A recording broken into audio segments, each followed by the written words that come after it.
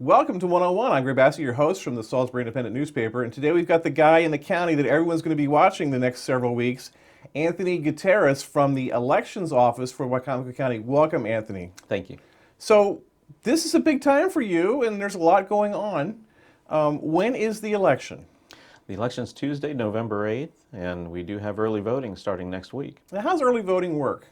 It'll run for 8 days this November, from Thursday, October 27th through that weekend until Thursday, November 3rd, and we'll be open from 8 a.m. to 8 p.m. every day. And that's at the Civic Center. That's right. We'll be back in the Midway room of the Civic Center for Wicomico County voters. Right. And then the polls will open what time on the 8th? On the 8th, they'll be open from 7 a.m. to 8 p.m., and the sample ballots that went out recently will tell voters where their assigned polling place is if they choose to wait until November 8th to vote. Right. Now, we're not going to talk about the issues, but certainly the sample ballots are so important this year because we've got so many referendum questions on the ballot. Do you want to talk about that?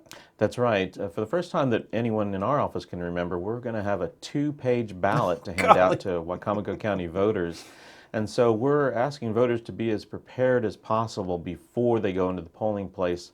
If they know how they want to vote before they get there, they won't be looking at all the contests and 11 ballot questions right there in the voting booth. That should save them some time, and we're also highly recommending that voters consider pre-marking that sample ballot so that when they bring it to the polls on early voting or election day, they're simply going to transfer over those choices onto their official 2-page ballot. That should save them some time, and if many voters do that, hopefully that'll help the long lines move that much quicker. Right, and it's not a cheat sheet so much, it's just something to help you because it really is, you can't just go in there and wing it this year. There are the 9 charter amendments, there's 2 from the state, plus presidential, plus U.S. Senate, plus House of Representatives. So there's quite a lot that's going to be decided while you're standing there in the booth. Absolutely. Now, the machines have changed again this year. Yes, we rolled out the new voting system in the April primary for the first time in Maryland, and it is back to paper. We're circling the ovals next to your choices and putting that into a scanning unit tabulation machine. And so it's like it was the previous machines before the computer screens used to fill out the paper thing and it would go into the little slot and read it out. That's right. In Wicomico County, we used what was called the Optec Eagle, which was a paper ballot-based system also. Right. So it's similar to that? Right. That's what we used before the touchscreens, which we retired last election, or previous election cycle. Right. Now, were the touchscreens really that bad, or they just get it like a bad rap? Well, there's certainly views on both sides of the issue, and we're happy to administer whatever system is chosen by ultimately the governor, the legislature, and the public at large. And so we're ready to use whatever system is available and put it out there to use. Right. Now, you mentioned long lines. Do we get long lines in the county? In the presidential general, certainly that's our biggest election that we administer. So especially when you don't have an incumbent president on the ballot. In the past, we've had 80% around there, and so we could go even a little higher in some precincts with all the attention on this particular election. Right. Now, the GOP candidate, of course, has been making some noise about there's going to be voter fraud and things like that. That must make you crazy when you hear that. Actually, I think it's positive in a couple of ways because it gives us opportunity to talk about all the different security measures that are in place, not only the tamper tapes and the locks, but the human resource factor. We have over 400 or approximately 400 members of the Wicomico County community serving their friends, their family, their neighbors. They're trained on what to look for and to be adamant about making sure it's a nonpartisan election, a secure election, and an open process. And I'm so proud to work alongside the people of the community that step forward for that. And also another positive that I see is despite some detractors to the system, and again that's a matter of us having the opportunity to inform people about the security measures, there's a lot of supporters coming forward and saying that they do have trust in the system, and that's refreshing also. Yeah, I do. I mean, was voted in Quantico, and when you go in there, it's a great place to vote. It's small town America. You know everybody. But even still, when I'm in line, they will ask me questions about who I am. I'm like, I just played golf with you on Sunday. You know who I am. But they want the identification. They want to make sure that it all makes sense in the book. And it is required under state law and regulation that the voter go in, state their name, state Right. their address, and so Right. they're following procedure that way. Right. It's not as casual as you might think it would be in that sort of environment where it's a very casual environment. But those poll watchers are very serious about what they're doing. Absolutely, and they have an important role too. It is an open process, and I think the more people that have come out in previous elections go away with a great feeling about Wacomico County in particular and the state of Maryland system in general. Right. What do you lose sleep over the day before the election? Do you worry about anything? Certainly, we're very concerned about our judges and our voters, of course, but our judges' safety and their well-being. And unfortunately, life happens, and illness or a family member's illness forces them to cancel at the last minute. So that's something that we can't do a whole lot about ahead of time, except have a pool of people in reserve. Certainly, the weather, things like power outages, unfortunately, fires might happen. So the uncontrollables are always on our mind. Right. Any problems ever with people commenting outside the polls? I mean, I know at the Civic Center for early voting, I used to have to kind of walk through a kind of a gauntlet of people. They were the 50 feet away or whatever the number is, but still they were there and they wanted to say something to me on the way by, and it was kind of a little intimidating sometimes. Sure, at every polling place, including the early voting center, it's a 100-foot no electioneering 100 foot. boundary. And so once you cross that, we are in charge of that space either during early voting or on election day. And law enforcement is very supportive of us. Of course, we appreciate the assistance from from Sheriff Lewis's department and all of his officers and deputies. But beyond that 100 foot, as you say, they're free to make whatever comments or wear whatever T-shirts, buttons, etc. And the school of thought goes both ways. You know, if someone's making up their mind at the very, very last minute, does a certain particular sign influence them, Right. or being very, how should I put it, very supportive of your own candidate, is that taken the wrong way by Right. someone and work against you? So there's a couple of thoughts on that. Yeah. Well, I'm an easy mark because I'm a Republican, but not Republican enough. So they would see me coming and they'd be like, well, here comes that liberal from the newspaper.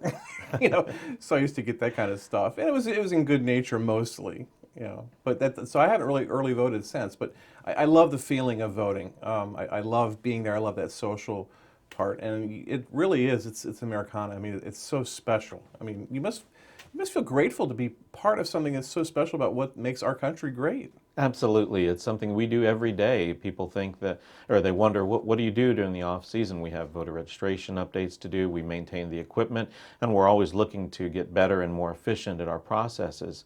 So yes, it really is something we think about year in, year out, how to make the process better. Right. What's your background? How did you get into this? I've Does been anyone doing- grow up wanting to be an elections guy? I haven't run into anyone yet, but I've been doing this for 23 years now. And I've worked at the state level back home in Kansas with the Secretary of State's office, and then went to, this is my third county level office. I've been election director in Wacomico for 10 years this past June, and I'm just so appreciative of the chance to do that. How'd you get here? My wife's originally from the DC area, and of course she grew up going to the beach on vacation, so we've been looking to move our family closer to the beach. That's really cool. Any election disasters that we've ever had here that you know of? Not so much disasters as I can think of. In February '08, we had the presidential primary where we had to have extended hours, and so there were some incidents that happened across the bridge due to icy weather Right. and conditions, and I believe some election judges, chief judges, bring in results from the polls back to their office. Right. I think one of them had a car accident or something, so there's, again, those uncontrollables and weather-related things that we're always trying to look out for and be prepared. And then 2000 was an epic year in terms of the closeness of the presidential race. 2000, certainly coming back in the news with the current election going on and all that.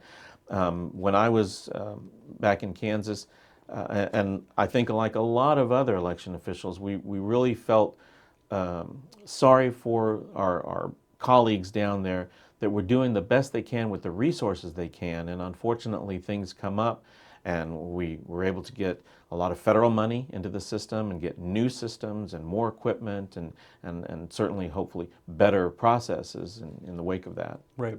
If I'm elderly, if I'm disabled, if I have trouble, do you guys help me? Absolutely, we're there, and each polling place will have what we call the accessible unit, but any voter can use it. It's got a touchscreen feature to it, and we also call it the electronic pencil, where you're making your selections on the ballot marking device. You'll get a ballot come out with those selections, and then that'll be taken over to the tabulation scanner. But in addition to early voting or going to the polling place, they can certainly, any voter can certainly still request an absentee ballot.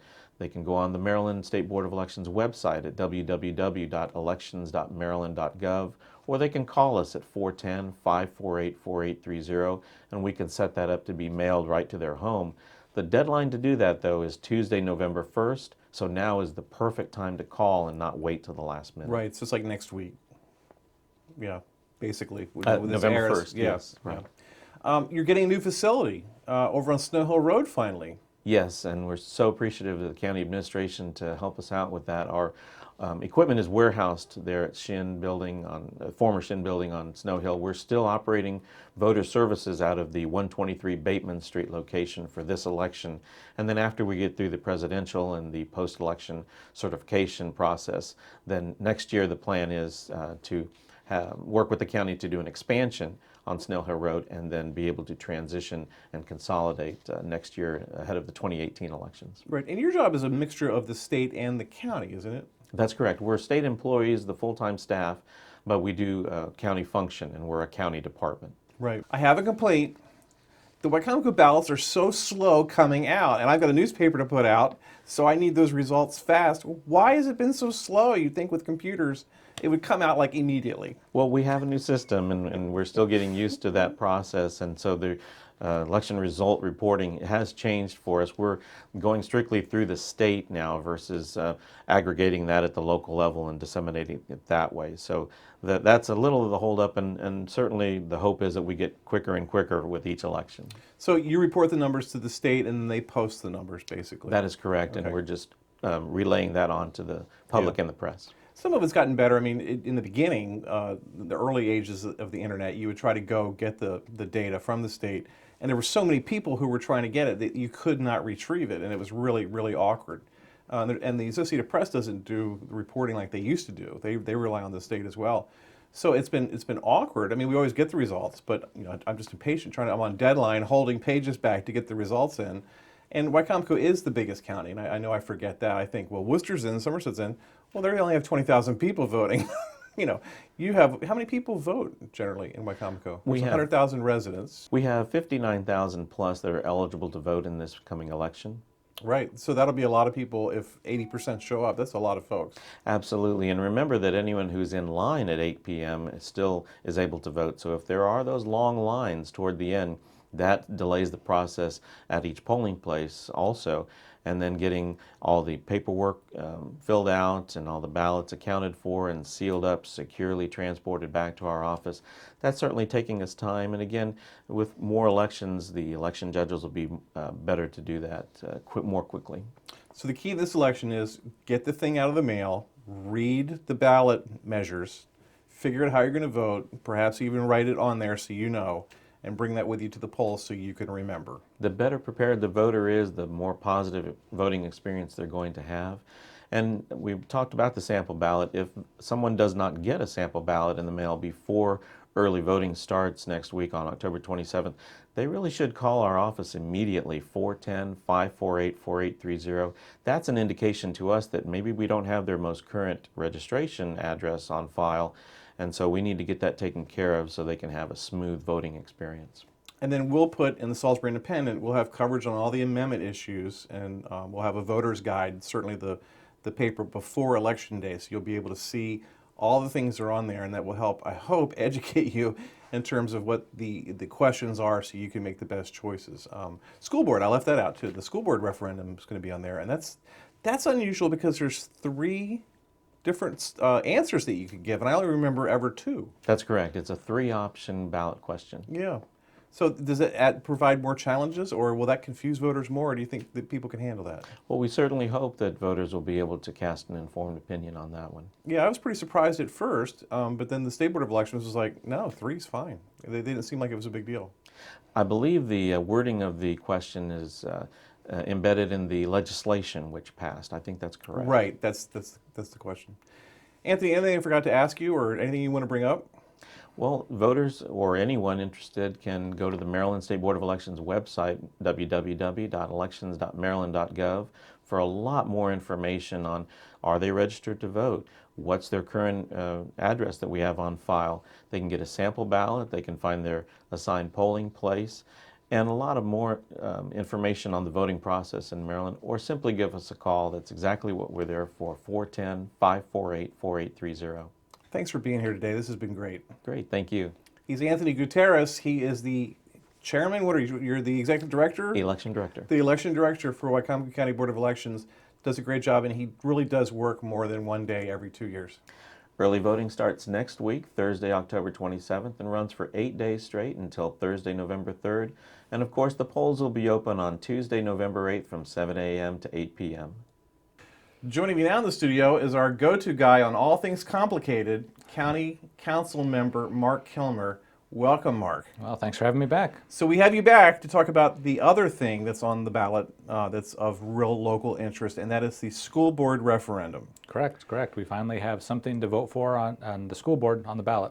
And I know this is close to your heart, so I'm going to be kind of hostile with you in how I ask these questions, because you're going to be in favor of this thing, and I need to sort of represent the other side to a degree. So what is on the ballot for voters to decide about the school board? Well, the question on the ballot is a unique question. It's never been done in the state of Maryland before, so we're breaking some ground. It is a 3-part ballot question to choose whether or not the people of Wycomico County want to keep the current system that's appointed by the governor, whether they want a fully elected school board system, which is 5 members elected by districts, 2 elected at large, the same as the county council. Right. Or whether they want a hybrid system, which is 5 members elected by district, 2 members appointed through a school board nominating commission that then the county council chooses from the 2 names that nominating commission would put forward. So, But the county executive appoints the commission? the county executive appoints the commission, but there's 14 different organizations and municipal governments that will submit names. So essentially these organizations submit a name, the county executive puts together the commission, and then that commission would vet candidates and forward 2 names to the county council to ultimately choose who goes on there under the hybrid system. Right. Now, the advocacy group for the elected school board is called We Decide. Yeah. I think they're now called it's question A, option 2, which is That's what they're encouraging which to is vote for. the fully elected. Option 2 is the fully elected option on the ballot. Right. So it's fully elected, and the format is exactly the same as the county council. Yeah, election districts would be the same. Basically, if you are in District 2 for the county council, would be in District 2 for the school board. It would mirror the county council makeup exactly. Right. Now, why is all this necessary?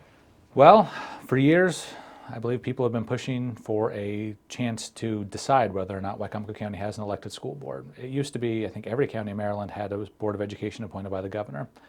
And slowly over time, the state of Maryland has moved towards what other states do, which is fully elected school boards. There are very, very few school boards that are appointed nowadays. And Wycomico County is one of, I believe, 3 counties in the state of Maryland that do not have an elected school board, and the other 2 counties actually have some form of local say over who goes on the Board of Education. Wycomico County is the only one where the governor and the governor alone appoints the members of the Board of Education. Right. So there's been agitation. I know people that have mentioned things going back to the 1970s about this. Over the past 6 years or so, there were efforts on the county council, I believe 5 or 6 years ago, to try to get this on the ballot. The problem is that to change the Board of Education composition, it takes an act of the legislature and has to be signed by the governor. It's not a local decision. It's not something the county council or the county executive can do. So the county council and the legislative delegation up in Annapolis has to be on the same page on this, because if really anyone disagrees on it at the state level, it just doesn't happen. So it was a very intensive and complicated process to get everyone on the same page, and we have a question on the ballot now that, again, it's one of those things where not everyone is. I don't know anyone who's really happy with with everything on the ballot and with the way it is, but it's one that satisfied enough people to make its way through the General Assembly and get signed by the governor. So that's what we have. Right, and the closest local experience we have of recent times is Worcester County went through the same exercise 10 years ago, and there was a prediction of doom and gloom, and really nothing changed. Yeah. I mean, it's one of these things where there's a lot of hype about what can go wrong, and you see there's a letter to the editor in the Daily Times recently that talked about what the bad things that happen from elected school boards. Well, elected school boards are the norm around the rest of the country, and some are good and some are bad. It's the idea that it's going to be a far worse system than we have today, I think is ridiculous. I think that the important thing is to let the people choose what kind of Board of Education they want, and then if they do want an elected school board, it's important that the people have the opportunity to choose their members of the Board of Education, the people that set policy in our schools. If the people of Wicomico County think that it's important for the people to choose those who make policies in our schools, then they'll vote for a fully elected school board. And if they like the current system, they can keep that. It's one of those things that's up to the people to decide. We've gotten to the point where we have put it on the ballot so that they can decide, and that's what a lot of people have been asking for. So the people will vote, and that decision will stand, and we'll go on. We'll settle this question once and for all. Right. They say perception is reality, and I don't believe that. I don't think perception is reality. But the perception has always been that if you were to have an elected school board, that Republicans, as on the county council at least right now, would probably control the school board politically, and that perhaps Republicans haven't been as sympathetic to our public schools as Democrats are. And so that's been sort of the reason that Democrats wanted to keep usually a Democratic governor appointing members to the school board. But really, once people get on the school board, you don't see politics playing a role as much. No, not really. Not really. You see, the way it is now, there's kind of an informal agreement that whoever has the governor's office has the majority of seats on the Wicomico School Board. So right now, it is a Republican governor and things like that, so that you have a majority of Republicans on the school board. And two rather conservative Republicans were just appointed, and they almost seem to be fans of the county school system. Yeah. I mean, well, things are working pretty well now, it seems, with the school board and with the new superintendent. So there hasn't been politics in that sense on there.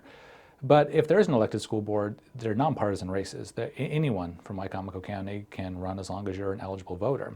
Right now, part of the issue is that there is this informal partisan agreement where you have either 4 Republicans or 4 Democrats, and then 3 Republicans and 3 Democrats on the opposite side. There's no really unaffiliated or people who are minor party people who can get on the school board. Registered independent has no chance really being appointed. Exactly. Yeah. I mean, they technically do. Anybody can technically be appointed, but there's the informal process that works behind the scenes that ensures that won't happen. So having a race for school boards that's nonpartisan, that's open to any registered voter in Wicomico County, means that it opens it up for a much wider variety of individual to serve and hopefully take the politics out of it. I mean, these issues aren't partisan issues at the school board level. It's much like the county council level. I mean, there's very few really partisan issues at the county council level. I mean, we're 6 Republicans, 1 Democrat, and a Republican county executive, and we've had plenty to disagree on and plenty to agree on across party lines. So the school board's much the same. Partisan politics don't really play a role at the school board level and at the county council level. So I don't see the partisan issue being one that is a problem. But if Democrats are worried that Republicans will control the school board, well, right now we have a Republican governor who appoints the school board members, and working the way that people get appointed behind the scenes is you essentially, that Republican governor listens to Republican elected officials on who gets appointed. So there's no Governor Hogan's quite popular, and he could easily serve another term, and there's possibly someone else in his mold that could get appointed that way. So if you're speaking strictly partisan, which I really don't think should be involved here, I don't think that it's a real safe bet to vote on the current system if you want to lock out Republicans, for instance. Right. If voters approve an elected school board, when will all this stuff take place? What happens to the sitting members now? Well, they'll remain in place until an election is held. That will be, the elections will be at the off-year elections, the same as all the local county elections are. So it will be, they'll have school board elections with, county council and county executive. They'll run then. If there's a vacancy on the school board, there'll be special elections. That's one of the provisions. You'll have special elections during the presidential election year if there's a vacancy, but most of the elections will occur at the same time as you're electing county council and all the other local offices. So it won't be graduated. They'll all go. Correct. They'll all be up for election at the same time. Yeah, for a fully elected school board, that's what will happen. Right. Now, being on the county council, you guys meet with the superintendent and the school board administration all the time. What's your experience been with that? We've had a very positive relationship over the past almost 2 years that we've been on the council. I think you'll talk to any council member and they'll say it's been positive, it's been a good relationship. We've tried to work with them, we've met with them regularly, and from what I've heard from the previous iterations of the school board and the county council, that was not the case, but it's been very good. We've had a very good working relationship, and I think that there's good dialogue back and forth. We certainly can disagree and we have different priorities and things like that, but it's been very good. What's the feedback you get from your constituents about the schools? Well, it depends. It depends. There's a lot of people concerned about magnet schools that I've heard a lot about the magnet program, and that It's is been consolidated at North Salisbury, and I know there was concerns about that. exactly. So I've heard a lot about that. Heard a lot about safety in school, redistricting, when the school board kind of waved the flag of redistricting. Right. that got shot down very quickly. That was I heard a lot about that. Right. So it depends on the time of year and the issues being raised, but parents have a concern about the policy of what the Wycomico Board of Education is doing, and right now there's no really direct way that they can influence that. They can call members, they can talk to members, but they talk to county council members a lot because we're the ones who are out there. We're at the parades, we're at the firehouses, we're the ones who are on PAC 14 all the time. Right. And so we're viewed as their elected officials, so they come to us to do something. It would be nice if they had school board members who were elected, so we could say, well, you have an elected school board member now. Right. You have direct say. They have direct accountability to you. If you don't like what they're doing, vote them out of office. I mean, that's the accountability that comes with elections. If people don't like what I do on the county council, they can vote against me or run against me, and they can throw me out of office. For a school board member, they can't do that. The governor can refuse to reappoint someone, and that's about it. But unless you have the ear of the governor, you have no influence on who gets appointed or who doesn't. The election is November 8th, and Marc Kilmer was in here to help us understand the school board referendum. And as always, please read the Salisbury Independent. We'll try to explain all this as best we can in our pre-election issue to help you make a decision, at least an informed decision, when you go into that poll booth. All right, well, thanks for having me. Thanks, Mark. I'm Greg Bassett from the Salisbury Independent newspaper. Another edition of One-on-One right here on PAC 14.